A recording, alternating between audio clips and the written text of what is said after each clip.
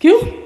अरे आप तो बड़े बहादुर हो, आप तो भिकमंगनी गाड़ी पर जो मिली है यामा और हीरो होंडा, उस पर साड़ी पहनाकर नई नवेली और उल्टा बीवी को मोटरसाइकिल पे बिठा के चलते हो, लिपस्टिक लगवा के और दिखाते हो कि देखो ये मेरी बीवी माशाल्लाह कितनी खूबसूरत है देखो, और बाद में चर्चे होते रहे फला की बीवी कितनी खूबसूरत। ये तो तुमने दिन दिखाए हैं ना,